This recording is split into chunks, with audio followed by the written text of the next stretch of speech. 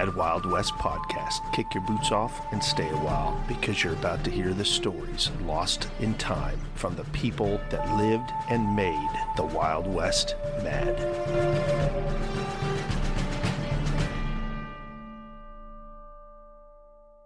All right, ads from the day. In the 1800s, this one reads, E. Remington and Sons. Has a picture of an old six-shooter on it. Manufacturers of revolvers, rifles, muskets, and carbines for the United States services. Also pocket and belt revolvers, repeating pistols, rifle canes, revolving rifles, rifle and shotgun barrels, gun materials sold by gun dealers and the trade generally. In these days of house break-ins and robbery, every house, store, bank, and office should have one of Remington's revolvers. Circulars containing cuts and descriptions of our arms will be furnished upon application. E. Remington and Sons, New York. That's a must-need ad right there from the Mad Wild West. And here is a bug poison from the day. It shows a picture of a big beetle, and it states, a safe, sure, and cheap destroyer of the potato, currant worms, bug, cabbage, and other insects. Our pest poison. Unlike Paris green, it dissolves in water and it sprinkles. Sure death. No danger to plants or in using. Cost 25 cents an acre. Sample mailed for 30 cents. 1 to 4 pound box. Send for circular with hundreds of testimonials. Discount to trade. Kearney Chemical Works, P.O. Box 3139, 66 Corlant Street, New York City. Now here's one that was definitely used in the Mad Wild West. It shows a beautiful casket, and it says, established 1850.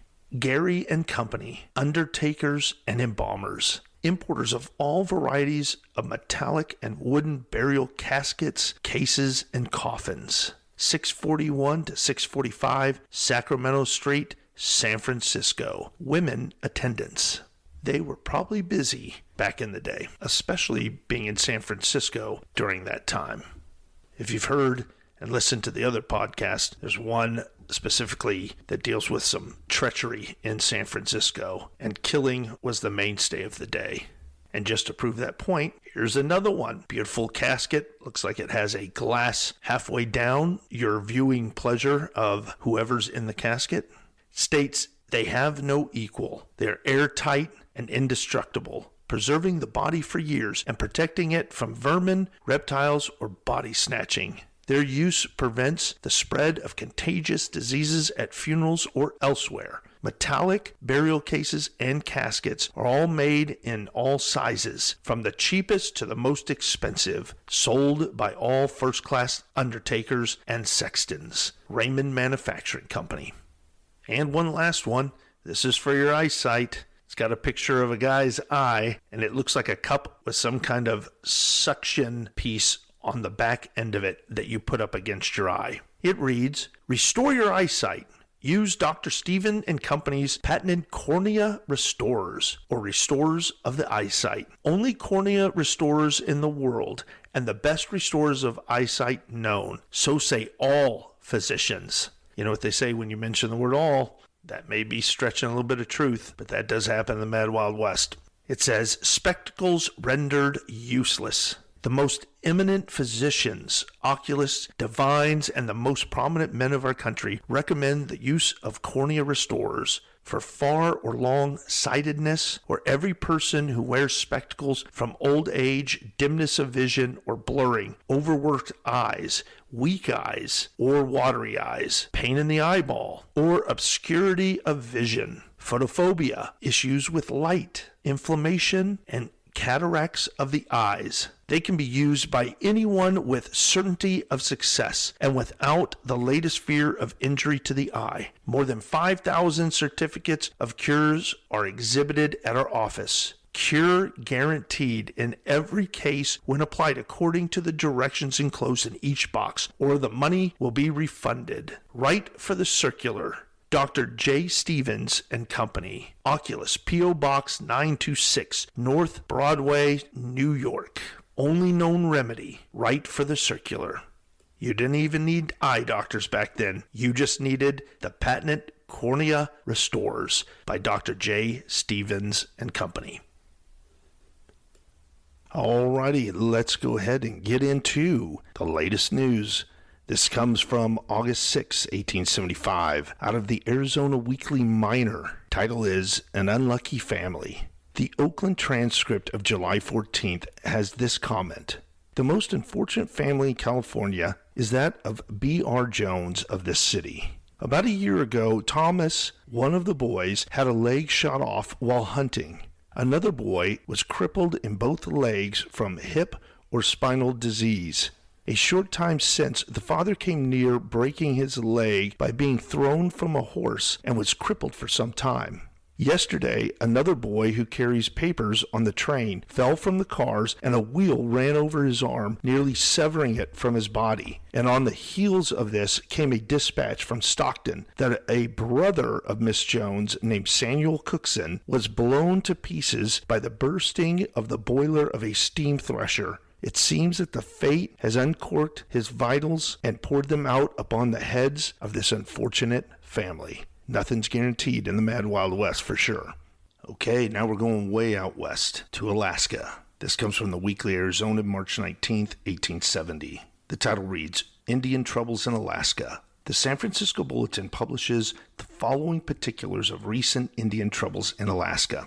It seems some renegade white man had sold liquor to the Indians. One Indian, Saiwan, became intoxicated the night of December 25th and beat his squaw so unmercifully that the blood issued from her mouth. Commodore Smith interposed and sent a detachment to take Saiwan to the guardhouse, and he had the Indian woman taken to the house one of the laundresses in the immediate vicinity. Before the guard arrived to arrest Saiwan, he pretended to regret his ill treatment of his wife, and offering to shake hands with the laundress, seized her hand, and before she or her husband and a sergeant who was present were aware of his intention, bit off one of her fingers and immediately escaped to the Indian village. Lieutenant Barrow, the commanding officer of the post, immediately dispatched Lieutenant Luke with a detachment of men to seize the Indian. Saiwan was soon found but refused to accompany the guard. The alarm was rapidly spread throughout the Indian camp. Lieutenant Luke, finding himself to be overpowered, orders men to seize Saiwan, who, with his friends, resisted. No alternative was left but to give the order to fire upon them. Saiwan was killed and his brother wounded. Lieutenant Luke then returned to the garrison bearing the wounded Indian.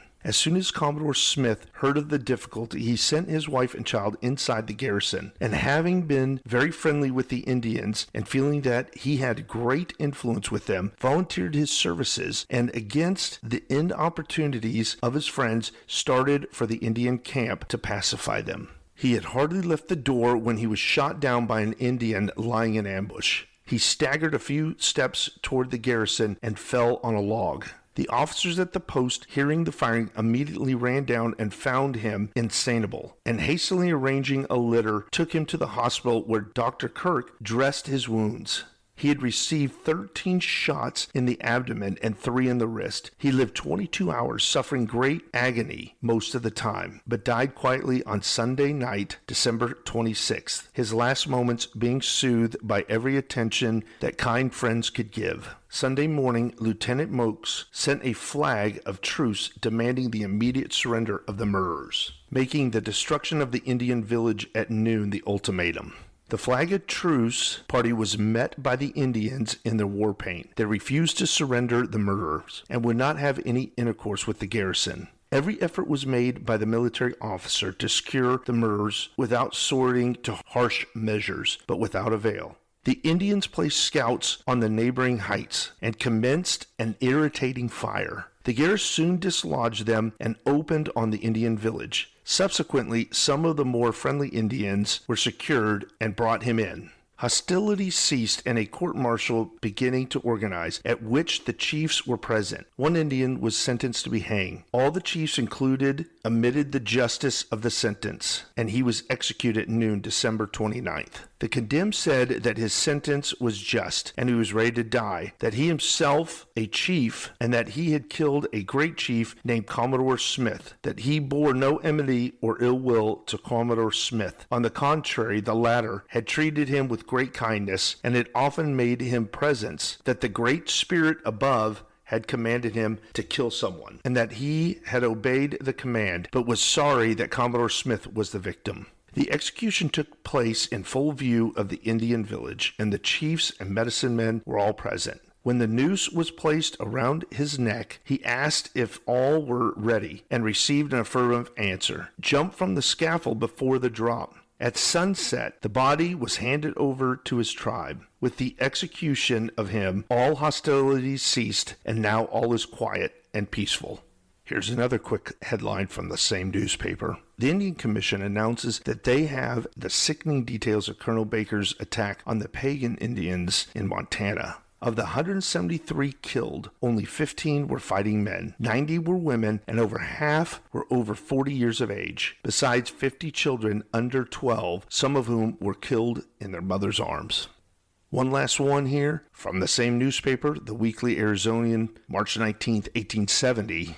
And this is back east, but I found it very interesting. I wanted to read it to you, and hopefully you guys will all find it interesting as I did.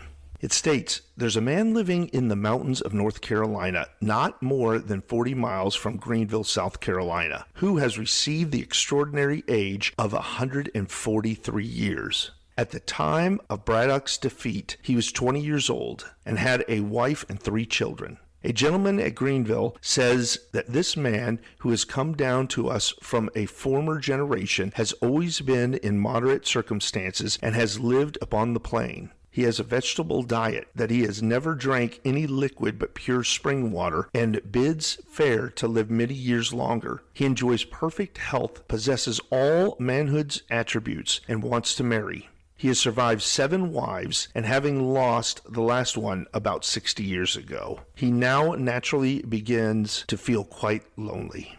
There we go, the headlines in the Mad Wild West. Alrighty, my Mad Wild West listeners. Hope you're ready for this one. Make sure you're tucked in your saddle tight and your 6-shooters loaded, because we're about to hear another wild time in the Mad Wild West. This podcast story, we're heading out to good old California in the early to mid 1800s. There we're meeting the author and chronicler of a man who rode through California when it was nothing but greed, death, and destruction. We're going to read a story about him meeting up with one of the baddest men that he had ever met, but along with that, a man he respected. So let's set out on our journey and see what the writer has for us today. He says, as I said before, I was somewhat astonished at Bill's particular physical and intellectual appearance, supposing him to be a Spaniard, but when he spoke in the most elegant and grammatical English, and in a manner and tone of voice that would have the envy of the most cultivated courier or diplomat, my surprise bordered on curiosity, and immediately on taking our departure, I inquired of my companion about him and who he was. The only information he could afford me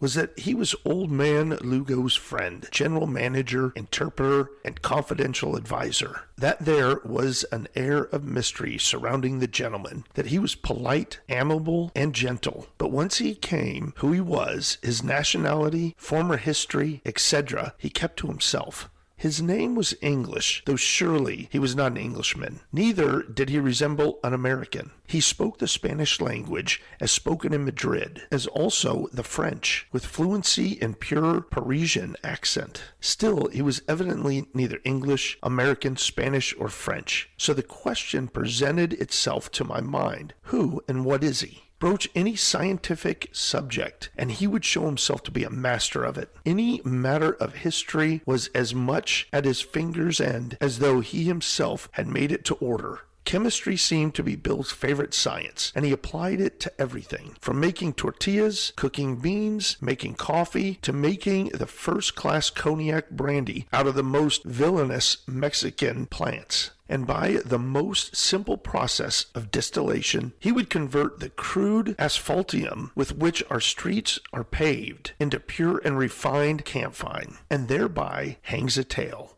Bill was one of the coolest, yet one of the most determined of all the desperados of the southern counties. It is to be understood that Bill was not in any manner of speech a desperado. He always got away with the desperado by whomever he tackled. I will now proceed to relate a few individual instances of Bill's successful encounters with the Knights of the Trigger and Blade. Once upon a time, there was an attempt to assassinate Judge Benjamin Hayes, now deceased, one of our most eminent pioneer lawyers, which created quite an excitement. Parties of gringos went out in all directions. This was 1851, to try to get a clue to the perpetrators of the dastardly attempt. One party, under the, quote, most useful man, end quote, accompanied by one Pete Monroe, a discharged dragoon and first-class desperado. The party brought up at Old Man Lugo's and interviewed Bill, who was deemed to be insolent in his demeanor to the inquisitive gringos, and was informed by Pete that if not more respectful, Pete, would dismount and slice him with a saber, which he carried at his side. Bill responded by stepping inside and returning with the Old Man Lugo's long, straight Toledo blade, naked and in hand, and with one of his sweetest smiles invited Pete to dismount and try his mettle. In a moment, Pete was on the ground with his spurs and coat thrown aside, and as a preliminary made his bright dragoon blade describe a fiery circle at Bill, and made the, quote, right and left monulet, end quote. Pete advanced. Bill, smiling, stood on his guard. Pete made tremendous right cut, intending to slice Bill's head from his shoulders. Bill turned his fingernails down, slightly elevated his wrist. There was a slight clanking of steel, and Pete's heavy blade glanced off harmlessly, and Bill quietly remarked, "If you do that again, I will disjoint your right elbow." "You will you?" said Pete, coming back to guard. "Now we'll see, damn you." And he brought his right hand to his left shoulder with his gleaming blade at a perpendicular edge to the left. Bill, who stood on guard and cart, made a slight turn of the wrist, which brought him in terrace. Then Pete launched forth the full force of his muscular right arm. Bill gave a dexterous turn of his wrist, slightly raised his elbow, and Pete's arm and blade fell, the saber to the ground and his arm helplessly to his side. "Now," said Bill, "come in and let me fix your elbow. It is only out of joint." "I'll give you $1,000 if you will teach me that trick," said John Floyd Jones, one of the party who sat quietly on his horse. "Where in the name of all that's damnable did you learn that?" said Pete, looking at his bleeding elbow that Bill was now engaged on, and demonstrating a skill in surgery not inferior to his dexterity in swordsmanship. "Learn what?" said Bill. "That was nothing. I know you're a good swordsman of your school, but my school, you are merely child's play. I could take the ramrod of your carbine and disarm a half-dozen swordsmen all attacking me at once. And now," said Bill, addressing himself to John Floyd Jones, "if you gentlemen will now dismount and apologize for the rudeness of this buffoon, you will be more than welcome to the best we have on this ranch." The invitation was good-naturedly accepted. The whole party turned on the wounded and crestfallen Pete, complimented Bill, and gladly partook of the hospitality of the Lugo family. And the polite and well-bred Bill, who like one of the knights of the old would fight a man 1 minute and minister to his wants the next.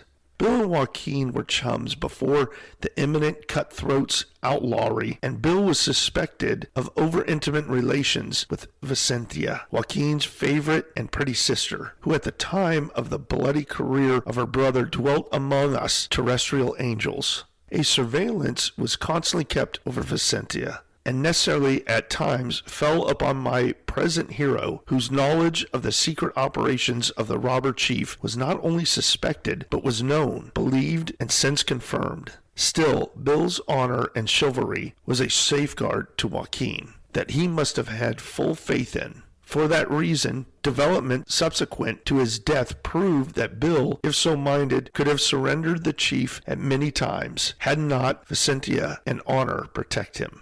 Mike Chevalier was a renowned hero of the Texas Revolution and the Mexican War, was a graduate of the most high school of desperados, and famous for his many exploits on the classic shores of Bonnie Bravo. Of course, Mike came to California in the balmy days of gold dust, Monte games, free fights, and revolver rule, and took a prominent position in the upper crust of the Bowie Knife Society. He never missed his man until he met Bill, who had been cutting up such extraordinary rusties with the fighting fraternity that his fame extended from Calaveras to San Diego, and Mike felt his influence waning. Bill had taken all the wind out of Mike's sails, who wrote to Bill from Monterey that he was coming to Los Angeles to crop Bill's wings and to be prepared to give him such reception as his great fame entitled him to. In due time, Mike arrived up at the Bella Union and dropped a note requesting Bill to meet him at Taos in an alley at a certain hour. Bill answered the note and assured the gentleman who had done him so great an honor that at the hour designated he would be there. Accordingly, about 9 o'clock in the evening, Bill might have been seen at one of the great gambling tables at Taos, looking on and bucking an occasional slug and manifesting the most careless demeanor. Still, those particular eyes were in all parts of the great gambling room. Bill had a Colt 5-shooter, which he carried in his sleeve. A most beautiful way to carry a knife or a revolver. So convenient. Reader, if you ever want to be sure of getting the draw on a man, then learn to draw from the sleeve. Bill drew from the sleeve. The quick eye of Bill soon descried Mike quietly approaching with his right hand under his coat. Mike drew from the hip. Mike's tactics were common to desperados. To approach Bill unseen and say, "Draw and defend yourself," and turn loose on him. Bill went on carelessly bucking, with an eye all the time on Mike. Just as Mike was going to say draw, Bill faced about and, covering him, said smilingly, "Mike, I've got the draw on you. One movement and you're dead man." "True as gospel," said Mike. "You are the first man that ever got the draw on Mike Chevalier. Shoot or name your condition." "My conditions are," said Bill, "that you leave the town before daylight, never to return. Give me your word to that effect, and you can go. Refuse it, and I shoot you dead." Mike made the promise, and Bill put up his pistol and invited Mike to drink to future friendship. The two men went off together and took several friendly drinks, and when about to separate, Bill said, "Mike, do you know the reason I didn't kill you?" "No," said Mike. "Well, Mike," said Bill, "you remember that I am the Grand Master of the Military Order of the Lone Star. And at that, after establishing that order in General Houston's army, San Jacinto, that you were one of the first initiated by me? Do you remember our vow? And do you see why it was I spared you?" "Great God, Colonel, am I to believe my own senses? I now for the first time recognize you," responded Bill. Bill, now with great dignity of manner, turned upon his heel, and Mike was left alone to brood over his discomfort. The truth of the matter is that Bill had, in his former experience, belonged to Cabaroni of Italy, and when he entered the Texas Revolution Army as chief of engineers, he translated the ritual of the Cabaroni and made it applicable to his new order of the Lone Star. True to his nightly word, Mike saddled his horse and left the slumbering angels before day, returned to Monterey gloomy, fixed up his earthly affairs, willed his revolver and Bowie to Bill, and committed suicide by taking 2 ounces of laudanum. Alas, poor Mike, he for the first time in his wild career mistook his man. After an experience of years' duration, and after mature reflection on this interesting question, this thoughtful writer feels justified in advising the raising generation of would-be desperados to learn to draw from the sleeve. It is the most difficult and beautiful art, but when once master of it, you will always get the draw on your man. Young man, learn to draw from the sleeve. At the time of which I write, Bill was about 30 years old, judging from appearances. But judging from his vast knowledge, great travels, marvelous campaigns and voyages, Bill must have been at least 365. He was born on the mighty Ganges, was a son of an officer of high ranking in the East Indian Service, while his mother was said to be the daughter of a powerful Begum, one of the leaders in the bloody Sepoy Rebellion.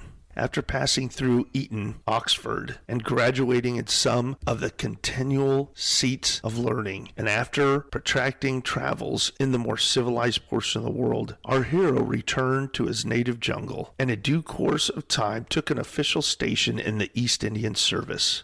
The biographer confesses himself somewhat befogged in placing Bill in command of a British warship, or the manner in which he attained to such high station. But such is the truth of history. The writer also declares the truth to be that the Solo pirates had been harassing the Indian Chinese merchantmen to such a degree that Bill was sent to chastise them. And what does the reader suppose my old ranger comrade did in that emergency? To be frank, then, and to the point, Bill converted that royal ship into a full-fledged pirate. He pulled down the royal cross and ran up the pirate flag of Sulu, made common cause with that grand and defiant horde of pirates, declared war against the world, and became the terror of the Chinese Sea. The result was, as might have been expected, in less than half a year a whole squadron of the Royal Navy was hot after him, and very soon our hero found that part of the world too small for him. And so he steered for the Sandwich Islands, where he intended to refit and water his ship.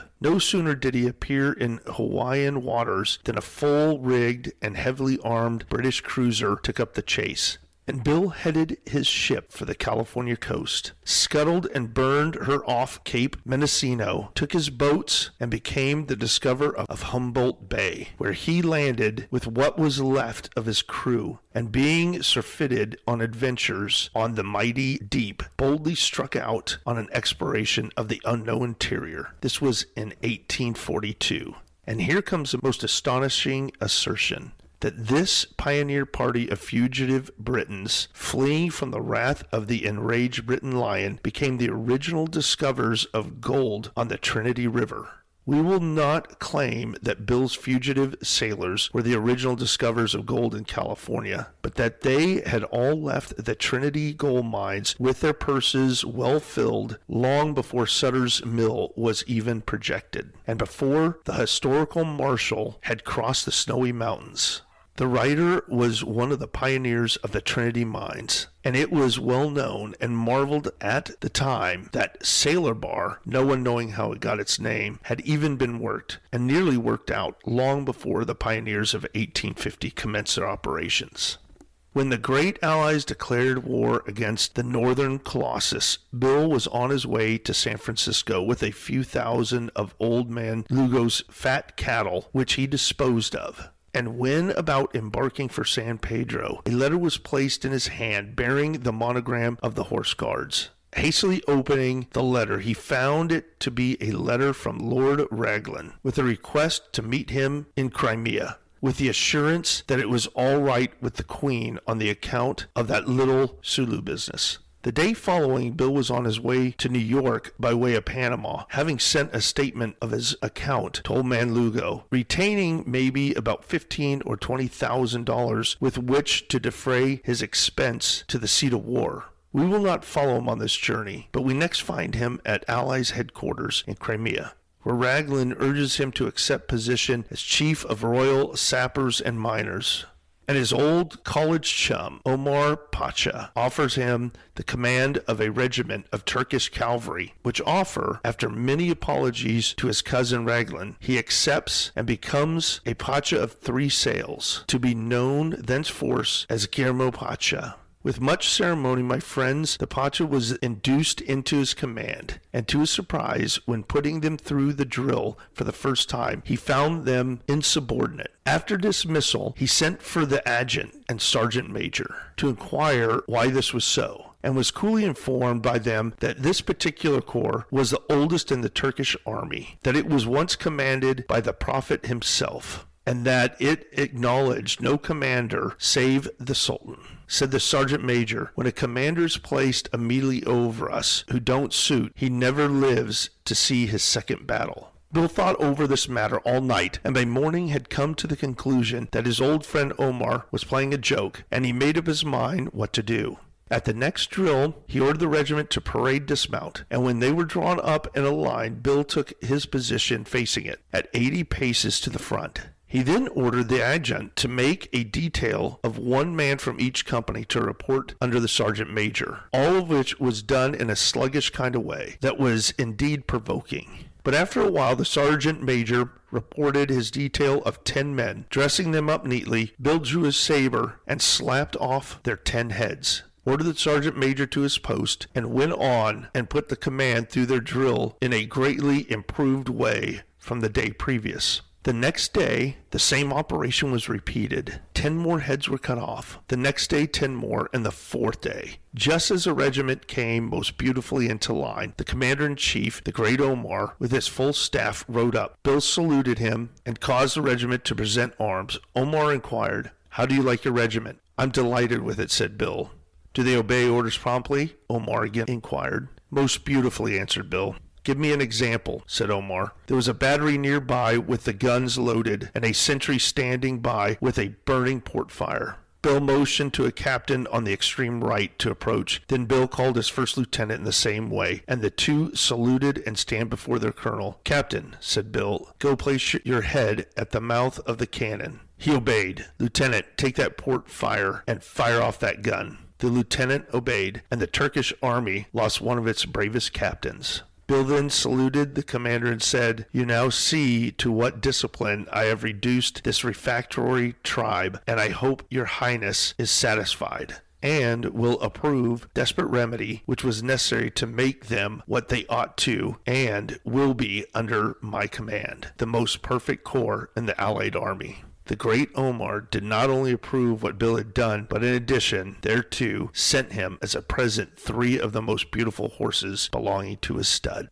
There you go, folks. We learned a little bit about the Mad Wild West and also the history of one of the best fighters in the early days in California in the Mad Wild West.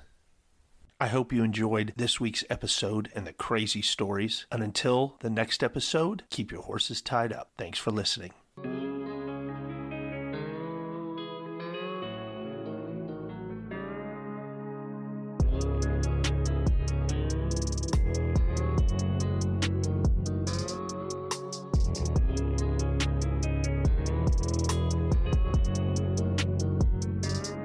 The Mad Wild West Podcast.